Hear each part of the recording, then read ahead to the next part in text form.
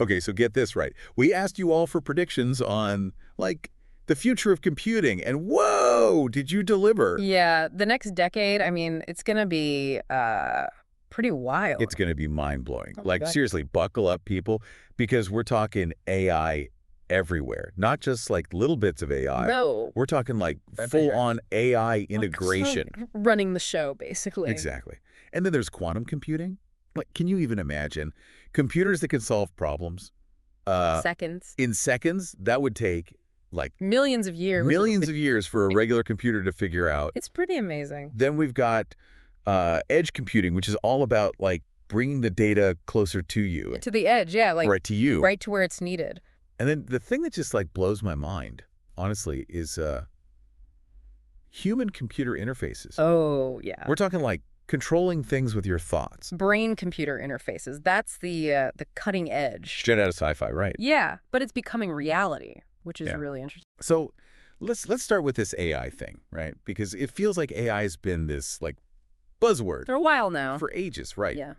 But from what I'm reading and all these predictions, Yeah. it's about to become, like, everything. Well, it's true. We're moving way beyond just, simple algorithms and tasks. I mean, the next decade, like you were saying, we're going to see AI deeply integrated into, I think, almost every facet of our lives. Okay, so, like, paint me a picture. What does that actually look like? So think about it, like personalized medicine. AI algorithms analyzing, your medical history, your genetic profile to come up with a treatment plan that is tailored just for you.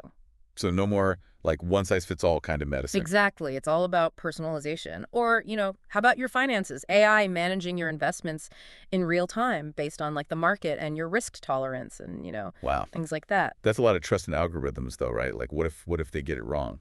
Yeah, I mean, that's a great point. And that's why, as these systems get more sophisticated, we need to be thinking about things like regulations, safeguards, and definitely transparency. Transparency, yeah. Like, how do these algorithms actually work? We need to understand that.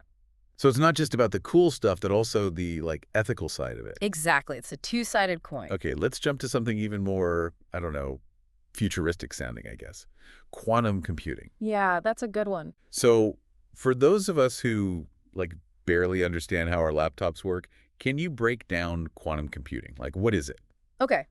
Imagine, right, like a giant puzzle and you're just trying every single combination randomly. Okay, that sounds frustrating. Yeah, well, that's kind of what a normal computer does. Goes through each solution one by one. Okay. Quantum computers, they're different. They use this, like, weirdness of quantum mechanics to look at multiple possibilities at the same time. So, like, master multitaskers. Exactly. And that's why they can solve problems in, like, seconds that would take our normal computers, thousands or millions of years. Okay, so problem-solving check. What else can they do?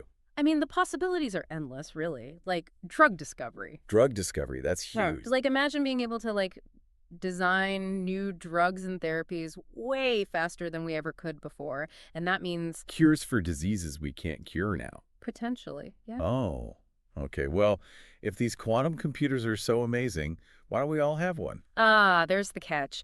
Building them is incredibly hard. It's not like you can just go to Best Buy and pick one up. You need, like, very special equipment, specific conditions, and. So, still early days. Exactly. But the progress is definitely exciting. Okay, let's bring it back down to earth a little. You mentioned edge computing before. I think a lot of people are like, edge computing, what's that?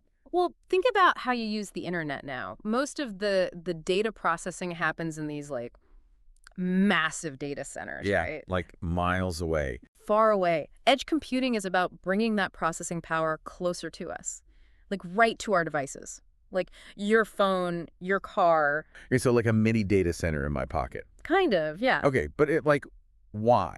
What's the benefit of that? Well, for one, speed. Faster internet, faster downloads, streaming without lag, that kind of stuff. Okay, I like the sound of that. And also, it's more reliable because, if your connection to the main server goes down, your edge devices can still work. Oh, that's smart. Yeah, and, there's also the privacy aspect. With edge computing, your data doesn't have to be sent to, like, a central server all the time, so it's more secure, more private. Yeah, I'm starting to see why this edge computing thing is a big deal. Yeah, it's got a lot of potential. Okay, ready for the really mind-bending stuff. Let's hear it. Human-computer interfaces.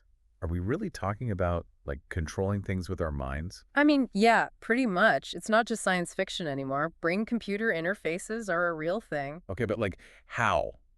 How does it actually work? So basically, you have these sensors that can pick up on brain signals, and then those signals can be translated into commands for, a device or a computer. So I'm thinking, turn on the lights, and the lights turn on. Well, it's not quite that simple yet, but you're getting the idea.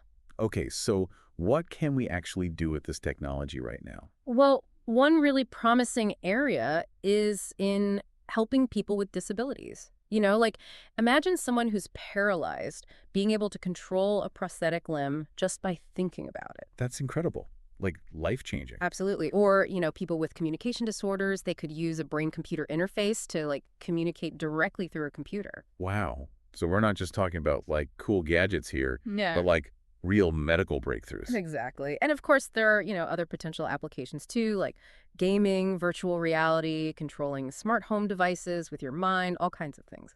Okay, my head is spinning a little bit. So much incredible stuff coming our way. AI making decisions, quantum computers solving crazy problems, edge computing making our devices smarter, and now brain-computer interfaces, like straight out of a movie. Yeah, it's a lot to take in for sure. But it's exciting, right? Like Right. this is the future we're talking about. Yeah, it is exciting. But I think it's also important to remember, all this technology, it's a tool. Right. It's up to us to decide how we use it and what kind of future we want to create with it. Absolutely. It's not just about the tech itself, but like the choices we make. Exactly. The choices we make as individuals and, as a society. So, to everyone listening out there, think about it. As we head into this future, this like incredible future of computing, what role do you want to play in shaping it? What impact do you want to have? It's a big question, but it's worth thinking about. It really is. Thanks for diving deep with us. Yeah, thanks for having me. See you next time.